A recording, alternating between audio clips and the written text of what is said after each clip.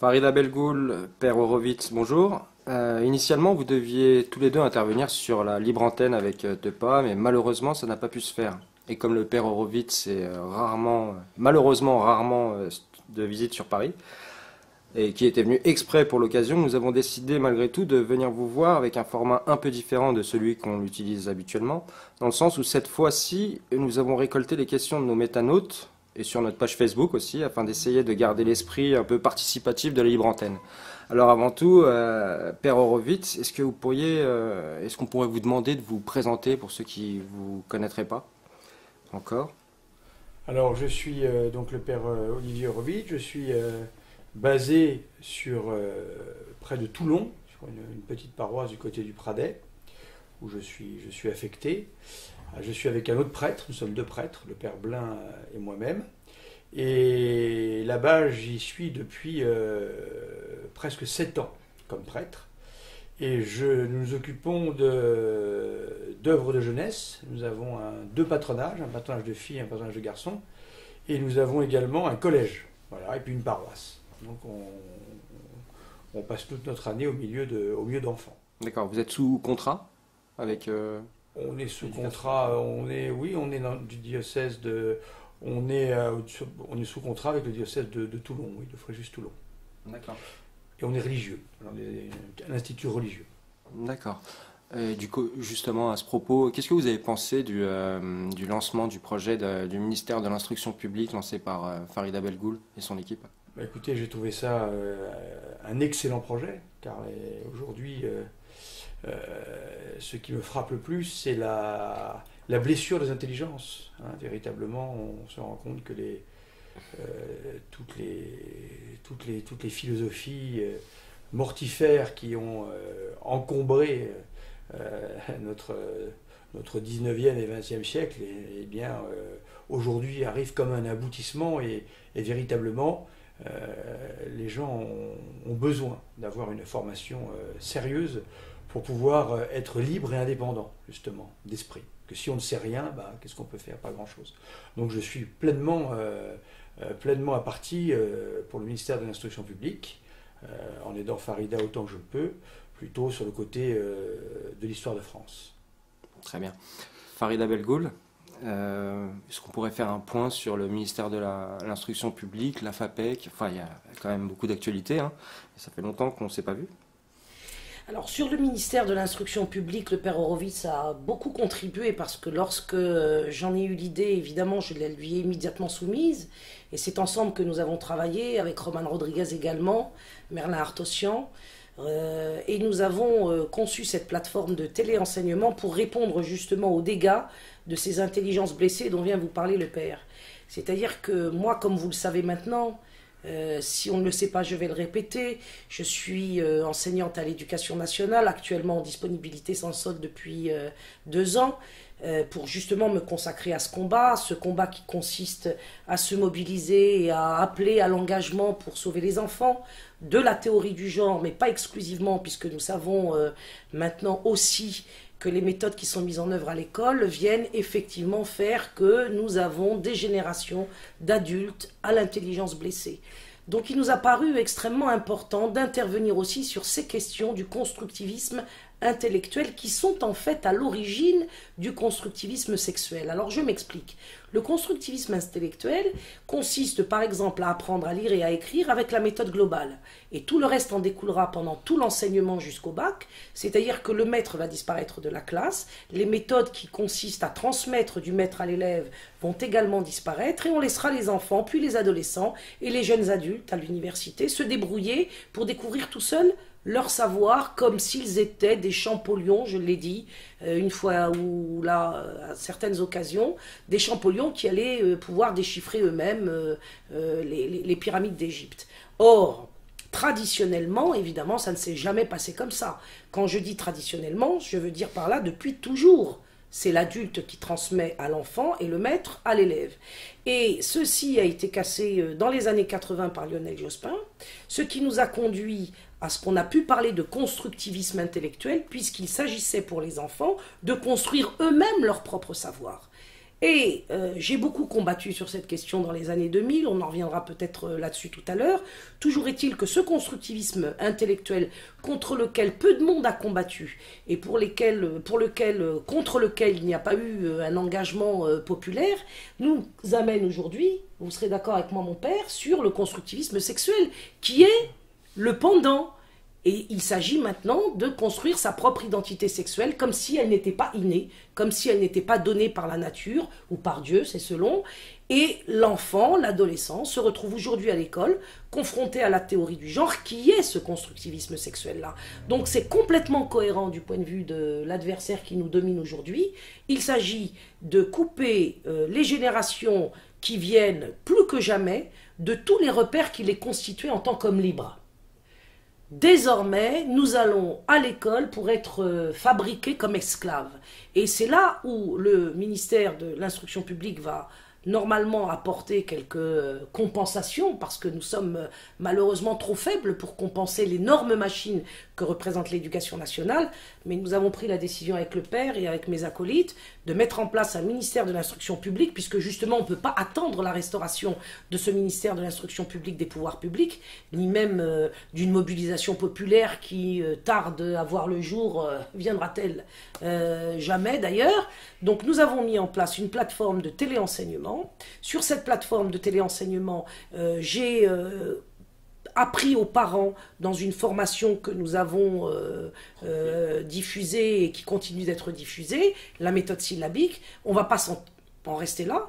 Nous allons aussi apprendre les mathématiques. Il y a une excellente professeure à la retraite, Isabelle Voltaire, qui va prendre en charge l'enseignement des mathématiques et le père, l'enseignement de l'histoire de France. Pourquoi l'histoire de France, y compris même aux enfants issus de l'immigration, bien évidemment, parce qu'ils vivent en France et qu'il est impératif aussi que du point de vue de l'histoire, donc de l'identité de ces enfants placés dans l'espace dans lequel ils se trouvent ici en France, soit évidemment, évidemment transmis. L'histoire de France doit être transmise dans sa chronologie et à partir des grands personnages qui ont constitué l'histoire de France et qui vont servir de modèle à nos enfants, à nos adolescents. Très bien. Père Horowitz, quel genre de méthode vous utilisez pédagogique dans... Alors, les méthodes pédagogiques au sein du ministère de l'Instruction publique, vous voulez dire, ouais. De manière générale, aussi. de manière générale, bah, écoutez, c'est pas compliqué, hein, le bon Dieu ou le Créateur, je ne sais pas comment est-ce qu'il faudrait dire, selon que l'on se situe, nous a donné une intelligence qui est faite pour pouvoir fonctionner d'une certaine manière. Donc il faut utiliser des méthodes sûres, des méthodes qui nous permettent de comprendre la réalité, de comprendre le réel tel qu'il est. Alors pour ce faire, eh bien, il n'y a pas grand-chose à inventer. Hein, vous savez, tout a été inventé en fin de compte. Hein. Donc pour savoir quelle méthode utiliser, il faut regarder ce que les anciens ont fait et ce qui a permis à des enfants d'apprendre à lire, d'apprendre l'histoire, d'apprendre toutes sortes de choses. Et c'est ça qu'il faut reprendre. Je suis tout de même frappé de voir... j'ai une collection très importante de manuels scolaires, de voir que le programme de l'école primaire de la fin du siècle dernier, pas du XXe mais du XIXe siècle, aujourd'hui je me demande si un agrégé aurait ce niveau-là. Je n'en suis pas sûr. Alors, ce qui montre bien quand même à quel point nous avons chuté. Et là c'est un témoin absolument... on ne peut pas le remettre en question, ce témoin-là. C'est un marqueur de l'histoire qui est tout à fait fiable. Les manuels de la fin du 19e siècle, qui ont formé les Victor Hugo et tous ces personnages qui fleurissaient, en France en particulier, eh bien, étaient des méthodes tout à fait réalistes. C'est le mot qu'il faut utiliser. Il n'était pas encombré du matériel des pédagogistes actuels, qui en fin de compte ont inventé par eux-mêmes des soi-disant méthodes qui en fait n'ont abouti qu'à des catastrophes. Donc les méthodes que j'utilise sont des méthodes qui se rapprochent le plus possible du réel. Le but, c'est de faire entrer l'enfant en relation avec le réel du monde qui l'entoure, avec le réel des connaissances de ceux qui l'ont précédé, avec le réel du monde dans lequel il se situe. Voilà, tout simplement. Et encore une fois, il n'y a pas grand-chose à inventer, si ce n'est à reprendre ceux qui ont, avant nous, tracé les sillons. Au sein de votre école, vous arrivez à faire l'instruction que vous souhaitez? Vous n'avez pas de problème avec l'éducation nationale, justement, qui est une éducation différente, plus qu'une instruction? Alors, nous n'avons pas de lien avec l'éducation nationale en ce sens que nous sommes justement un enseignement dit hors contrat, c'est-à-dire que nous n'avons pas de lien ni de contrat avec l'État, contrairement à l'enseignement sous contrat, par exemple l'enseignement catholique tel qu'il peut se situer à différents endroits. Donc on n'a pas véritablement de compte à rendre à l'éducation nationale sur ces questions-là. Donc on est très libre. Ce que je vois, c'est que c'est un tout petit collège, hein, on a une petite vingtaine d'enfants, 20 garçons, c'est pas mixte. L'année prochaine, on ouvrira normalement aux filles, mais ça sera toujours séparé, filles et garçons. Je m'aperçois que les enfants que nous recevons qui arrivent en 6e, eh bien, ont été abîmés par les méthodes modernes, totalement abîmés. C'est-à-dire que on a des enfants qui ont 11 ans, 12 ans, et on peut déjà dire qu'ils ont perdu 5 ans de leur vie. Et il faut savoir, tout psychologue, quelle que soit son école, vous le confirmera. Il faut savoir qu'un enfant, à partir de l'âge de 6 ans, 7 ans, qui est dans l'âge de la découverte, eh bien, c'est l'âge où on est le plus malléable. C'est l'âge où la mémoire se forme. C'est l'âge où les connexions neuroniques, des neurones neuronales se font. C'est à cet âge-là que tout se fait. Et c'est à ce moment-là qu'on choisit les méthodes qui vont abîmer les enfants et qui vont faire que, eh bien, ils ne seront jamais, en fin de compte, intelligents. Parce que pourront-ils faire? Comment pourront-ils réfléchir par eux-mêmes s'ils ne savent pas parler, s'ils n'ont pas le vocabulaire nécessaire, s'ils n'ont pas les méthodes d'apprentissage qui leur permettront d'être des hommes et des femmes libres? Donc la grosse difficulté, c'est l'arrivée en 6e d'enfants qui ne savent pas les fondamentaux de ce qui devrait constituer la base de tout savoir humain. Et parfois, en 6e, ils ne savent même pas lire et écrire. Non. Vous le confirmez? Je le confirme tout à fait, ils ne savent pas lire et écrire, bien sûr. Je vais donner des exemples très concrets. Quand un enfant arrive en 6e aujourd'hui, il ne sait pas ce que c'est qu'un sujet, il ne sait pas ce que c'est qu'un verbe, il ne sait pas ce que c'est qu'un complément. Il n'est pas capable de distinguer une fonction et une nature. Il ne sait pas accorder au pluriel. Il ne sait pas accorder au pluriel, bien sûr. Il ne sait pas conjuguer. Non. Or, celui qui ne sait pas conjuguer ne sait pas parler. Ah, c'est clair. C'est clair, et c'est peut-être ce qui donne aussi le fait qu'on voit apparaître de plus en plus une jeunesse qu'on appelle vulgairement les racailles, etc. Je veux dire, j'ai essayé de discuter une fois avec un jeune de ce type-là, là, tout rempli de bonne volonté qu'il était, à un moment ou à un autre, il utilisait un dialecte que seul lui connaissait. Donc du coup, la communication, elle est quand même compliquée.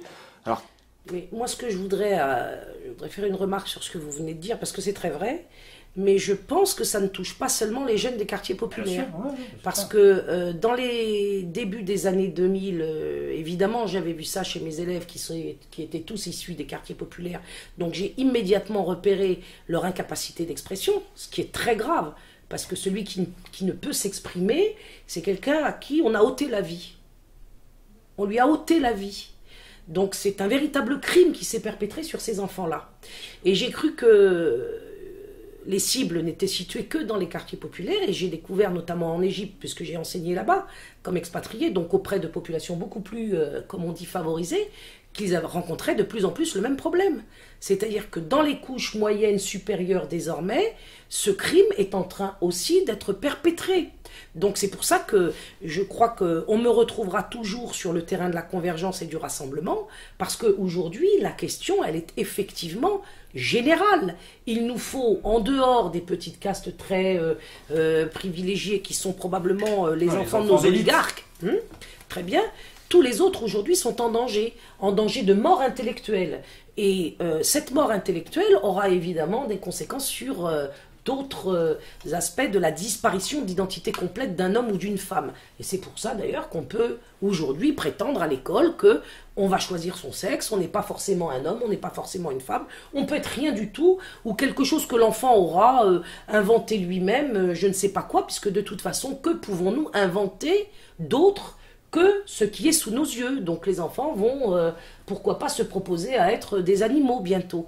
Et c'est très grave, parce que ce crime perpétré contre l'intelligence, c'est aussi un crime qui est évidemment, et je ne serai pas démenti par le père Horowitz, qui est perpétré contre l'âme.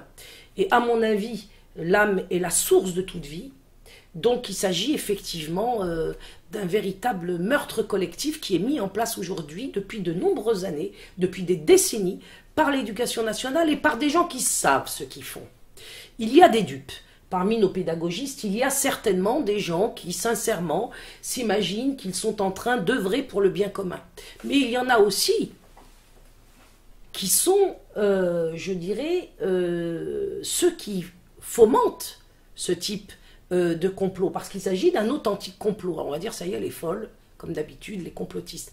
Mais on ne peut pas concevoir les choses autrement lorsque tous les résultats scolaires, toutes les évaluations nationales ont prouvé que tous les niveaux de toutes les matières étaient à la baisse. Ouais, juste avoir le rapport Picassa, il me semble. Notamment, mais ça c'est des chiffres déjà bien sous-estimés.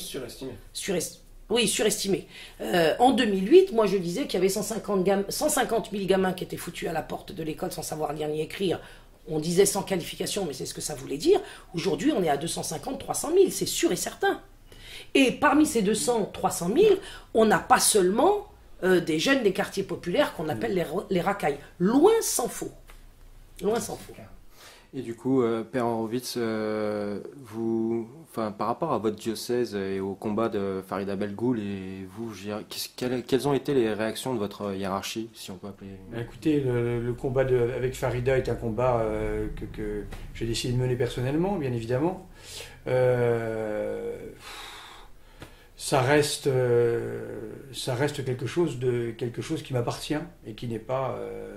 il n'y a pas de lien direct entre mon diocèse et Farida, et c'est un combat personnel, moi, Père Horowitz, qui décide. Je pense que nous sommes à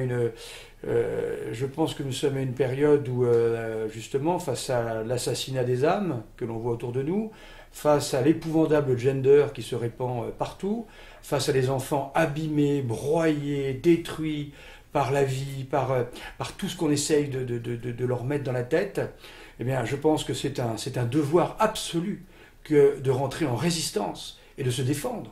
Il y a eu des périodes où les prêtres ont pris des risques considérables pour pouvoir défendre les hommes et les femmes qui étaient menacés. Eh bien moi, je considère que c'est un devoir de premier ordre que de défendre les enfants aux côtés de Farida Belgoul, et ça, personne ne me l'enlèvera. Voilà, c'est une décision que j'ai prise, et ce combat ne variera pas. Donc ça ne me concerne que moi, en fin de compte. J'ai décidé d'entrer en résistance, voilà, c'est un combat de résistants. Et pourquoi l'Église ne s'inquiète pas plus de la formation de nos enfants? Parce que l'Église a éduqué quand même et a formé nos enfants pendant longtemps. Pourquoi aujourd'hui l'Église ne ferme les yeux sur tout ça? Alors, c'est une question évidemment qu'il faut essayer de développer. Effectivement, celle qui a inventé l'école, contrairement à ce qu'on nous raconte habituellement, c'est même pas Jules Ferry, qui au contraire a laïcisé l'école, c'est-à-dire qui a chassé Dieu des écoles, et qui a chassé tous les corps de religieux et de religieuses qui justement s'occupaient des enfants depuis Charlemagne. C'est Charlemagne qui a inventé l'école, comme disait la célèbre chanson, peut-être plus très connue d'ailleurs. Donc c'est vraiment... l'école, elle est née dans des milieux très précis, autour des monastères. Les monastères étaient des lieux où il y avait une grande érudition, et l'Église a voulu que le plus de personnes possible puissent bénéficier de cette érudition. Et pour ce faire, eh bien, on a créé l'école. Voilà, c'était les moines qui la faisaient. Donc ça a été un souci permanent de l'Église jusque dans les années peut-être 50, 60. Donc c'est très récent, ce retrait en quelque sorte de l'Église sur toutes ces questions de l'enseignement. Alors la difficulté, c'est que ce sont des questions qui fâchent. Pourquoi ? Parce qu'on a une école sous contrat. Cette école sous contrat devrait normalement bien fonctionner. Et manque de chance, nous avons les établissements scolaires aujourd'hui sous contrat, où on a des professeurs qui sont recrutés, on est obligé de les prendre, parce qu'on est en contrat avec l'État. Ces professeurs n'ont pas la foi, ces professeurs ne partagent en rien nos idées. Et ainsi, il y a des établissements scolaires, on vient m'en amener le témoignage, de gens qui sont dans les établissements sous contrat, et on parle du gender, par exemple. Des méthodes de grammaire dans lesquelles on ne parle plus de féminin et de masculin, mais on parle de mots déguisés. Et c'est une grosse boîte catholique sous contrat. Vous voyez, donc des choses comme ça commencent à arriver. Le gender est en bonne place, de toute évidence, et partout. Alors, on est dans un monde dans lequel l'Église est peut-être là-dessus, les hommes d'Église ont peut-être une culpabilité plus grande, hein, où on ne veut pas faire de vagues, on ne veut pas qu'il y ait d'histoire, on ne veut pas qu'il y ait de problème, on ne veut pas qu'on se faire remarquer. Puis il y a le fameux dialogue avec le monde, et puis etc., etc. Toutes ces choses dont on nous a bercé les oreilles pendant de nombreuses années. Alors, on ne veut pas faire de vagues. Surtout, vous savez, la difficulté essentielle aujourd'hui, c'est la sociologie du monde catholique. La sociologie du monde catholique, le monde catholique d'il y a à peu près 60 ans, c'est pas compliqué, à peu près 80% de la France, bon j'exagère, 70% de la France venait de milieux agricoles. Donc l'Église était essentiellement constituée d'agriculteurs. Combien d'évêques viennent de ce milieu-là? Combien de prêtres venaient de ces milieux-là? Aujourd'hui, l'Église a perdu les milieux agricoles. Il y a eu la désertion des campagnes. Donc l'Église a perdu ce milieu-là. Il y a aussi la guerre 14-18 hein, qui a fait des ravages. On pourrait descendre plus bas, mais il n'en reste pas moins vrai que même après la guerre de 14-18, l'Église touchait encore. Entre les deux guerres, l'Église continuait à toucher un grand milieu paysan. Il n'y avait pas de difficulté à ça. Il y a eu un grand mouvement de politisation au sein de l'Église dans les années 60-70 avec ce qu'on a appelé l'Action catholique.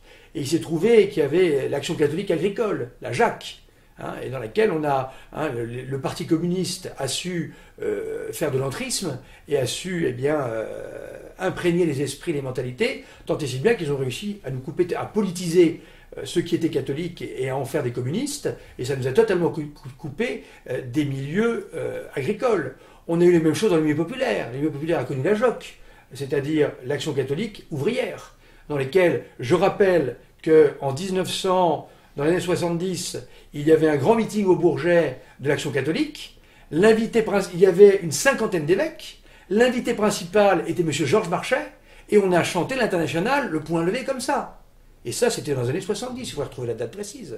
Il faut se souvenir de tout ça. Hein, et il y avait un bon nombre d'évêques qui étaient présents à ce moment-là. C'était la grande période de la main tendue. Et on chantait l'Internationale. Donc si vous voulez, évidemment, on a donc perdu la classe ouvrière par ce biais-là. Donc aujourd'hui, dans l'Église est constituée essentiellement d'un milieu bourgeois.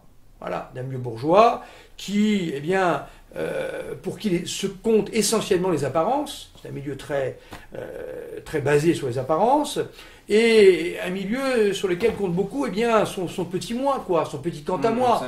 Du moment que ma famille à moi, ça va bien, ne nous occupons pas des autres. Voilà. Et puis pas de vagues, surtout ne nous faisons pas remarquer, etc., etc. Donc évidemment, on est dans cette logique-là. Alors bien sûr, il est tellement plus facile de ne rien dire, mais dans des périodes où il fallait résister contre les grandes idéologies du XXe siècle. Pensons au communisme. Hein, pensons au national-socialisme, pensons à toutes ces grandes idéologies issues des Lumières d'ailleurs, hein, qui sont filles et fils des Lumières. Autant toutes ces idéologies le sont autant les unes que les autres. Eh bien, il y a eu des résistants à ce moment-là. Et combien de prêtres ont su résister? Alors que se serait-il passé à cette époque-là s'il n'y avait pas eu de résistants? Et si on avait, comme aujourd'hui, se dire pas d'histoire surtout, n'ayons pas d'histoire avec les autres. Où est-ce que nous en serons? Où est-ce que nous en serions aujourd'hui? Voilà la grande question.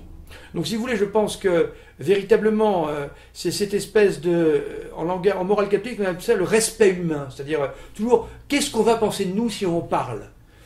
Peu importe ce qu'on pensera de nous, car la seule et unique question qui doit nous alimenter, c'est qu'est-ce que le bon Dieu va penser de nous? Voilà. C'est la seule question qui m'intéresse véritablement. Et pourquoi vous êtes un des derniers résistants dans... Si vous voulez, je ne veux pas non plus m'enorgueillir d'être le dernier résistant. Moi, je fais mon petit travail là où je suis, j'essaye de faire ce que ma conscience me dicte. Après, il y a sans doute des gens qui font des choses partout que je ne connais pas, bien sûr. Heureusement ou malheureusement, je ne sais pas. Je ne connais pas tout le monde. Mais déjà, le tissu ecclésiastique s'amoindrit, il devient de plus en plus petit. Le fait qu'il n'y ait plus qu'une seule classe sociale qui soit représentée dans l'Église, ça pose quand même de très nombreuses questions. Parce que des gens qui ne viennent pas de ces milieux-là, quand ils se vont arriver dans des paroisses, bien souvent, ne se sentent pas accueillis. Parce qu'ils voient des gens qui ne sont pas de leur milieu. Et ils sont forcément rejetés par ces milieux qui ne sont pas les leurs. Donc, on est forcément moins nombreux. Ensuite, nous sommes en France, un pays où il y a plus de 200 000 avortements annuels. Alors, est-ce que vous pouvez dire, vous, quels sont ces 200 000 enfants qui sont avortés chaque année? Que devait-il apporter à l'Église? Est-ce que vous le savez, vous? Combien de saints ont été avortés dans le sein de leur mère? Hein? Combien de gens qui peut-être devaient guérir le sida? On l'a peut-être tué l'année dernière, celui-là, qui devait être un génie formidable, qui aurait pu trouver le vaccin contre le sida et d'autres maladies, ou le cancer et bien d'autres choses encore. Hein? C'est aussi une donnée dont il faut tenir compte. Ensuite, je pense véritablement que le bon Dieu, nous donne ce qu'on appelle en termes catholiques la grâce, la grâce suffisante. La grâce suffisante, c'est-à-dire qu'il se présente à nous dans les moyens de lutter et de se battre. Parce que le bon Dieu ne va pas se battre à notre place, c'est à nous de nous battre. Et le bon Dieu veut qu'on se batte. Il n'y a qu'à ouvrir la Bible, il n'y a qu'à regarder l'histoire de l'Église, il n'y a qu'à regarder l'histoire des saints, il n'y a qu'à regarder toute l'histoire de tout ce qui a pu se passer durant ces 20 siècles de catholicisme. Et puis regardons même le corpus de l'Ancien Testament. Donc Dieu veut qu'on se batte, absolument. Il nous donne tout pour nous battre. Mais quand on refuse le combat, et les JRE, moi j'ai rejoint les JRE parce que j'ai tout de suite compris que, j'ai rejoint assez tardivement les JRE, mais malgré tout j'ai tout de suite compris que les JRE c'était le seul moyen aujourd'hui de pouvoir avoir un impact contre le gender. Je vais vous donner un cas très précis qui va le démontrer. Voilà le cas très précis. Il y a un enfant qui est arrivé chez moi dans mon collège. Il est arrivé, et cet enfant a été retiré d'un grand collège public. Parce que dans ce grand collège public, où on nous apporte, soi-disant, le sanctuaire de l'éducation, eh bien, il se faisait casser la gueule tous les jours, hein, à coups de latte, je reprends ces termes, hein, coup de latte, on le tapait, hein, jamais eu moyen de régler le problème. Pourquoi? Parce qu'il était premier de classe, et donc c'était très mal vu par un certain nombre de personnages qui étaient là, de racailles locales, qui ne venaient pas des quartiers populaires, entre parenthèses, parce que les racailles, ce n'est pas le fait simplement des quartiers populaires, mais moi je connais beaucoup de racailles qui sont de bons fils de notables, hein, donc je peux vous dire, et avec qui on peut beaucoup moins parler qu'avec des racailles de banlieue avec qui j'ai parlé, et qui sont, c'est vrai, hein, c'est provoquant sur le moment, mais avec qui on peut aller beaucoup plus loin dans la discussion ensuite. Ouais, j'ai pu faire un peu la différence entre les deux. Eh bien cet enfant, je l'ai récupéré, je l'ai eu, et les parents sont venus me voir en disant on vous emmène mon fils, j'ai donc annoncé au principal qu'on l'enlevait, c'est un établissement qui fait 900 enfants. Moi, je me suis dit, 900 enfants, c'est pas bien grave. Elle a été harcelée de coups de téléphone. Les parents ont été harcelés toute la journée de coups de téléphone. Parce qu'on retire un enfant. De qui, il faut le préciser? Pardon? Du supérieur, comment on appelle ça? Du directeur, comment on appelle ça? Proviseur. Du proviseur, du professeur principal, de l'inspecteur d'académie, harcelé de coups de téléphone. Le système est effrayé dès lors qu'il y a un seul retrait. Alors, imaginez ce que serait... Eh bien, le gender, qu'est-ce que seraient toutes ces théories diaboliques, satanistes, il n'y a pas autre chose à dire. S'il y avait eu une rencontre entre les musulmans et les catholiques, pour pouvoir se dire, et les juifs aussi, hein, pour se dire ensemble, nous allons œuvrer derrière les JRE, derrière le panache blanc de Farida, pour pouvoir retirer nos enfants. Mais aujourd'hui, on ne serait même pas là en train de vous parler. On serait tranquillement, chacun partirait à ses occupations, et le gender serait mort et enterré. Seulement, on donne les outils du combat. Farida y a laissé, j'aurai peut-être l'occasion de le dire plus tard, beaucoup de choses dans ce combat-là. Hein, elle a laissé son argent, ses économies, sa famille, son temps, elle y a laissé beaucoup. Elle ne le dira pas elle-même par modestie, par humilité, elle ne le dira pas. Mais moi, je sais ce qu'elle a, je la connais très bien, et je sais ce qu'elle y a laissé. Hein, je sais le prix du combat. Eh bien, je suis désolé, où les catholiques se sont-ils placés? Où est-ce qu'ils ont été? Au moment où les familles des quartiers populaires, qui sont des familles de gens que... Moi, je n'ai pas attendu Farida non plus pour fréquenter les musulmans. Hein, moi-même, je suis converti du judaïsme, donc je connais bien le milieu des juifs. Alors, je viens, moi, d'une enfance où, dans les années 80, la question t'es juif, t'es catholique, toutes ces questions, elles ne se posaient pas. On était tous copains, hein, on était tous potes, hein, musulmans, pas musulmans, tout ça. Donc, si vous voulez... Avant l'apparition des SOS racistes. Avant l'apparition des SOS racistes qui a créé le racisme. Bon. Donc, ce que je peux dire, moi, c'est que les musulmans, j'en ai toujours fréquenté, j'en ai toujours connus. Hein, ils ont pas, je les ai connus, c'était des copains, des potes d'enfance, etc. J'en ai connu beaucoup. Donc, je veux dire, il y avait tout à fait moyen d'œuvrer avec eux et de nous donner à plein dans le combat. Et ces gens qui sont souvent de milieux simples et qui ont beaucoup de mal à se défendre et qui ne savent pas ou ne peuvent pas, parce qu'ils n'ont pas les moyens toujours intellectuels, dans les milieux simples, de pouvoir se défendre. Ils ont été complètement mis à mal par les autorités locales. Justement, à ce propos, Père Horowitz, comment est-ce que le rapprochement s'est fait avec Farida, vous le catholique, avec Farida la musulmane? Qu'est-ce qui vous a poussé à rentrer dans cette convergence? Écoutez, il y a plusieurs plans, hein. Tout d'abord, il y a un proverbe qui dit que quand il y a un incendie, on ne regarde pas qui nous passe le seau, hein. Donc il faut prendre toutes les bonnes volontés autour de soi, et puis ceux qui mènent le combat, eh bien, il faut le mener avec eux. Voilà. Hein, il y a des combats qui peuvent se mener avec des personnes avec qui on n'est pas d'accord forcément sur tout, hein, dans différents domaines. Donc si vous voulez, la problématique là ne s'est pas posée immédiatement par rapport sur le fait que Farida soit musulmane. Moi, ce qui m'a intéressé surtout, c'est le combat de Farida, c'est ce qu'elle a fait et la pertinence de l'outil qu'est la JRE, qui me semblait, vu les résultats obtenus, véritablement être un outil voulu par le bon Dieu. Je pense que ça, on ne peut pas dire autrement. La preuve, ceux qui disent que la JRE, faisons autre chose, je demande quoi? Parce que lorsque l'on voit la manif pour tous, pour le moment, les résultats restent à prouver. Hein, on n'a pas réussi à gagner grand-chose. Hein, on devait tout tenir, mais pour le moment, je m'aperçois qu'on ne tenait pas grand-chose. Hein, puisque tout est le mariage maintenant, le mariage homosexuel est entériné. On peut passer maintenant à d'autres étapes. Voilà. Pourtant, ils avaient du soutien, ils étaient médiatiques. Il y avait beaucoup de monde derrière eux. C'est toujours pareil. C'est toujours la même question. Encore une fois, pour être béni, pour que notre action soit bénie par Dieu, il faut qu'on mouille notre chemise, il faut qu'on soit capable de s'engager. Si on ne s'engage pas dans une action et qu'on pense que pour mener l'action, il suffit de très courageusement prendre le train le matin et rentrer le soir chez moi, après avoir passé une journée à manifester entre gens très bien, avec des ballons roses, des ballons bleus, à la méthode bisounours, avec des pancartes très gentilles qui surtout ne sont jamais agressives, je ne pense pas que cette méthode-là puisse apporter quoi que ce soit. Et je dirais même le contraire. On a cherché à faire du nombre, mais il valait mieux être moins nombreux que ça, car l'État, à ce moment-là, compte, et tient ses compteurs très précisément, en disant, voilà, 1 300 000 personnes, et c'est 1 300 000 personnes qui forment les principaux cadres de la société, cadres militaires, cadres civils, de toutes sortes. Il y a des avocats, il y a des juristes, il y a des gens, des hauts fonctionnaires, etc., des chefs d'entreprise. Et bien, à partir du moment où ces gens-là, leur seule action, c'est de marcher avec des panneaux sur une route dans la journée, puis ensuite de ne plus rien faire du tout, et de ne pas soutenir les actions populaires, eh bien, mieux vaut qu'on ne soit pas très nombreux. Parce que des gens qui ne sont pas prêts à s'engager plus que cela, ça a plutôt un effet négatif qu'un effet positif. Donc voilà, donc on veut se battre, mais pas trop. On a trop de choses à perdre. Donc il ne faut surtout pas se faire repérer. Je disais tout à l'heure ça concernant Farida. Farida y a laissé ses économies, il a laissé son poste au Caire où elle était. Elle s'expliquera elle-même, elle le dira. Elle y a laissé beaucoup de choses dans le combat. Elle s'est donnée entièrement dans le combat, avec une grande générosité, en se mouillant totalement. Et je pense que c'est la personnalité de Farida qui a fait que les JRE ont été bénis. Parce que là, on avait quelque chose, on pouvait faire quelque chose de formidable.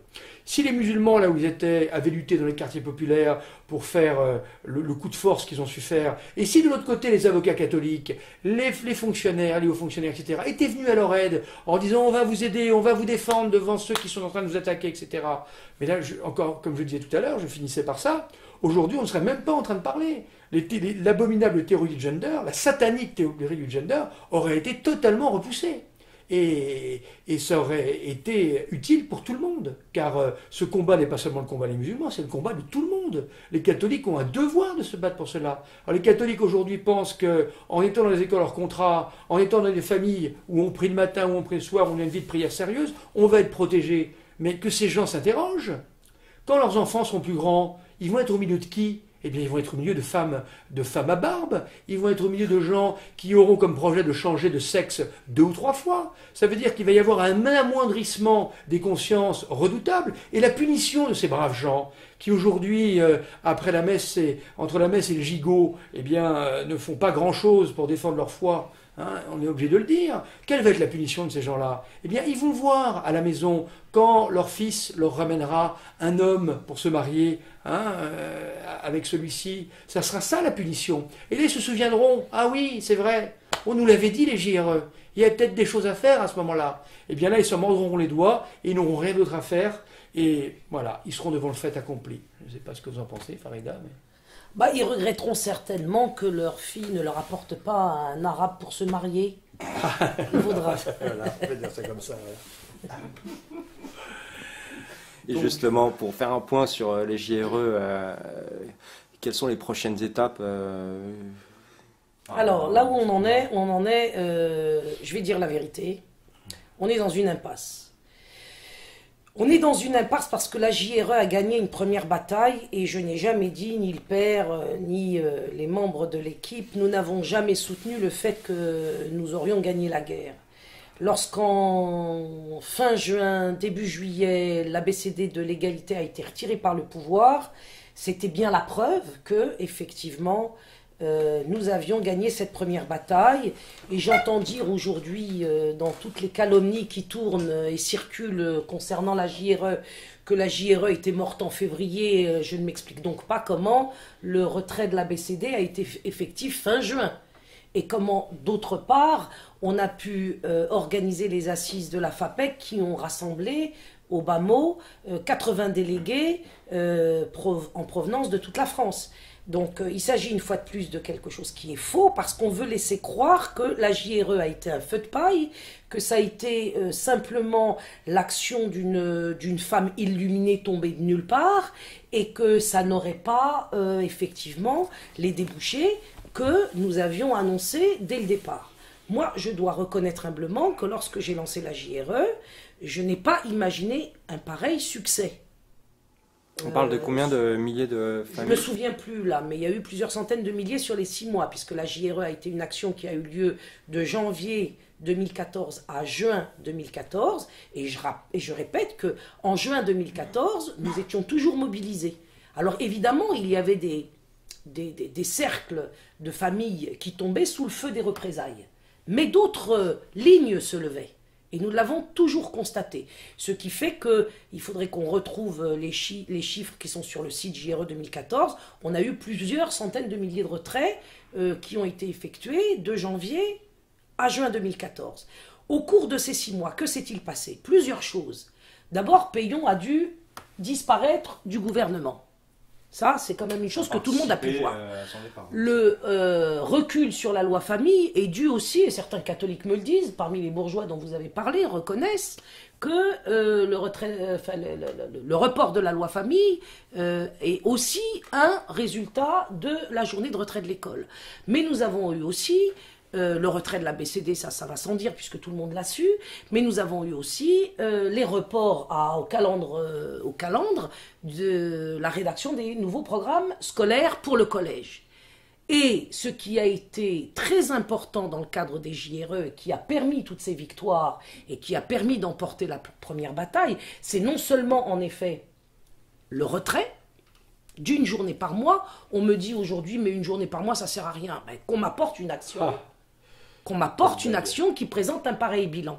Et à cette action de retrait d'une journée par mois, parce qu'elle est faisable et elle a été difficile à tenir. On me dit, sortez les enfants tous les jours, toutes les semaines, tous les mois. Que quelqu'un se charge de le faire. Nous, à raison d'une journée par mois, nous avons vécu le feu qui s'est abattu sur nous en termes de représailles. Que ce soit moi, évidemment, en tant que porte-parole de ce mouvement, mais aussi l'ensemble des familles qui ont participé et qui sont évidemment retrouvées dans des situations qu'ils n'ont pas pu gérer toujours comme il se devait. D'accord? Donc si quelqu'un aujourd'hui peut engager un mouvement populaire avec des retraits massifs continus, eh bien écoutez, moi je m'y associerai bien évidemment et je serais ravi d'être au second plan. Mais pour l'instant, je pense plutôt qu'il s'agit de surenchère, comme on nous propose aujourd'hui de cavaler le 14 juillet sur l'Élysée, c'est une rigolade. On est en train de se moquer du peuple, on est en train de se moquer de ceux qui pourraient éventuellement s'engager dans la résistance, puisque de surenchère en surenchère, on sait très bien ce qui se passe, il ne se passe rien. Donc, la JRE, à la JRE s'est associée la convergence que j'ai appelée de mes voeux et que j'appelle depuis longtemps. Il ne faut pas oublier que je suis quand même l'auteur d'une action dans les années 80, 1984 exactement, qui s'appelait Convergence 1984.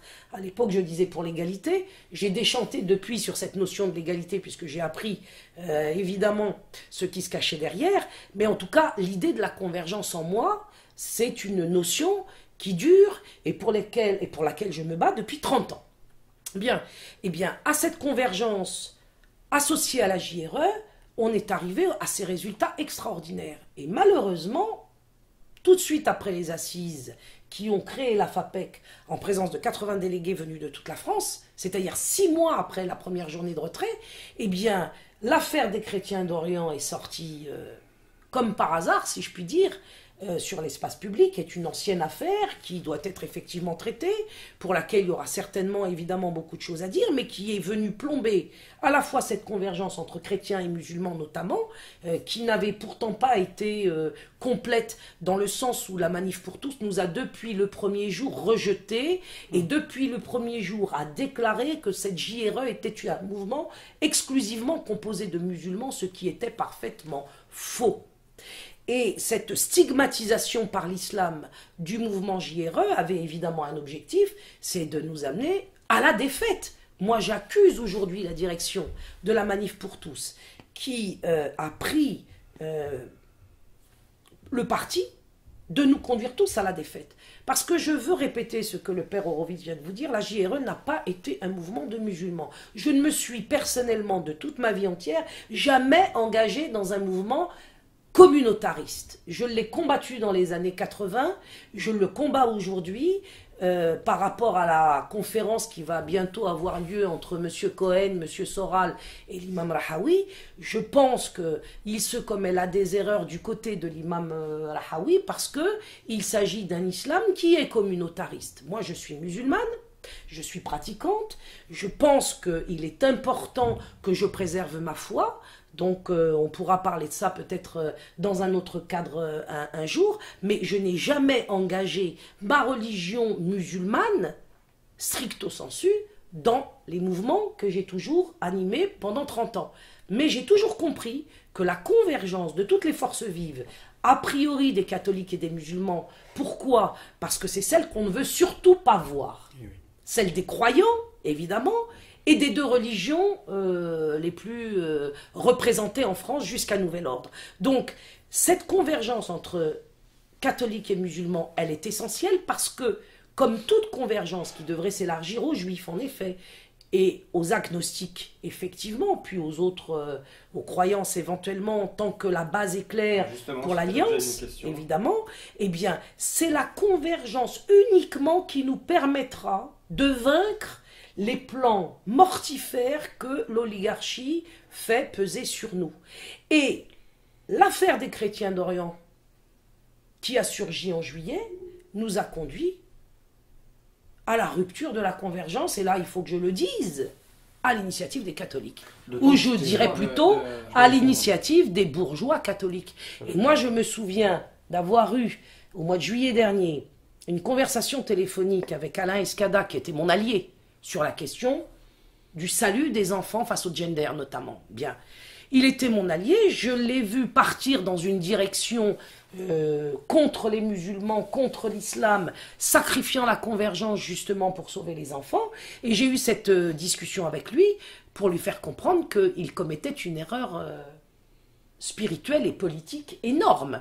Moi, je ne fais pas de politique. Quand je vous dis politique, c'est politique dans le sens du rassemblement, de l'engagement de toutes ces forces vives qui devaient rester ensemble, justement pour empêcher le sacrifice de nos enfants, le sacrifice de leur intelligence, parce que si le sacrifice est définitif, eh bien, nous n'aurons pas d'héritier.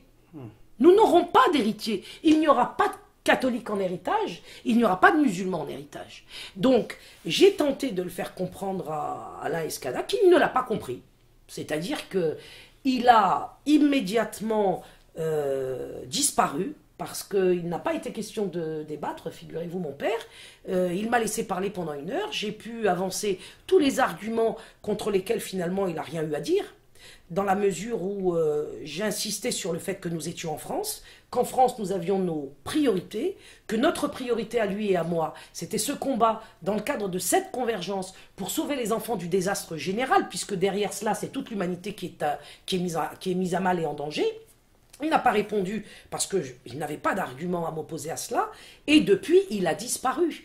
Et il n'est pas le seul. C'est-à-dire qu'aujourd'hui, nous avons un grave problème dans le milieu de la résistance, si tant est qu'il existe, c'est qu'il n'y a pas de débat. Il n'y a pas de confrontation, il n'y a pas de face-à-face. Les gens foutent le camp comme des lâches. C'est absolument problématique. Parce que dans les années 80, lorsque j'étais dans le mouvement Beurre, lorsqu'il y avait des scissions, lorsqu'il y avait la naissance d'initiatives antagoniques par rapport à la précédente, je pense par exemple à la mienne, Convergence 84, qui est née d'une divergence avec la marche pour l'égalité, eh bien, ça n'a pas été une surprise. La marche pour l'égalité qui a été récupérée par... La marche pour l'égalité qui était depuis le début une tentative de faire marcher des jeunes des banlieues pour un objectif qui n'était pas leur, ils ont été manipulés. Je me suis exprimé sur ce sujet.